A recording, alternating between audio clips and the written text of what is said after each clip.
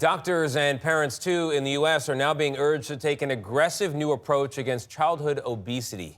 It's a problem that affects nearly 1 in 5 children and teens in this country, and the U.S. Preventative Task Force is now saying that doctors need to intervene, starting with kids as young as the age of 6. Dr. Celine Gounder is here to tell us what parents need to know. Dr. Gounder, thank you very much for being here. I understand intensive counseling is the idea here. What is it? How soon should it start? So we're talking about a minimum of 26 hours per year. So if you break that down, that comes down to, say, half an hour per week or an hour per week of meeting with specialists on a consistent basis. So that could be everyone from a dietitian to a physical therapist or trainer to a mental health specialist to really address what are the issues that are driving the obesity. I don't want to be negative. I'm sure any number of hours would help, but if you're living all of your hours in a world where you became obese, what are 26 hours going to do to change the equation? Well, this is a really important point because a lot of what is driving this is, one, the culture of the community, the culture of the family, how they eat. So it's not just about addressing the child.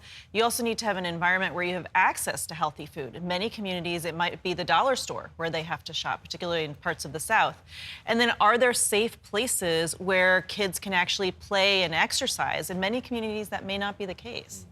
Dr. Gounder, the American Academy of Pediatrics also released guidelines saying that 12 years old or older is a suggested age for weight loss drugs and even surgery. I mean, on the surface, this sounds kind of shocking, but what is the rationale? Is it because of the long-term health effects that, curbing obesity could create?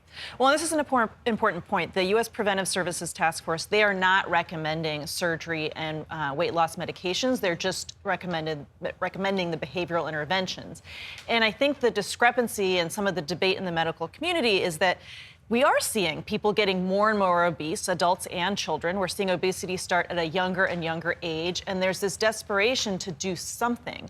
Now, whether it's safe to be giving weight loss drugs to kids, that really remains to be seen, and they're only approved for people 12 and up right now.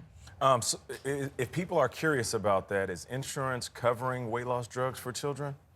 They can start covering starting at the age of 12, but many of the private insurance companies are being very restrictive about coverage. Okay. So it's not enough to be obese very often to get They're coverage. pretty expensive, right? They're very expensive drugs.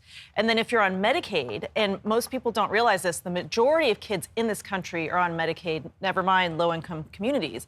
And state Medicaid programs really cannot afford to be covering these for all kids. Low-income families and communities are hardest hit by this obesity epidemic. How do these interventions work in those worlds?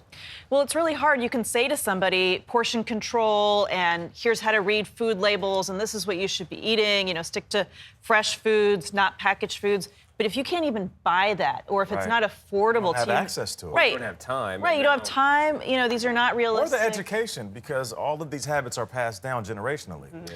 Right, exactly. It's the culture of the family, it's the culture of the community, and that's hard to change. Boy. Dr. Brower, thank you so much. It's really fascinating.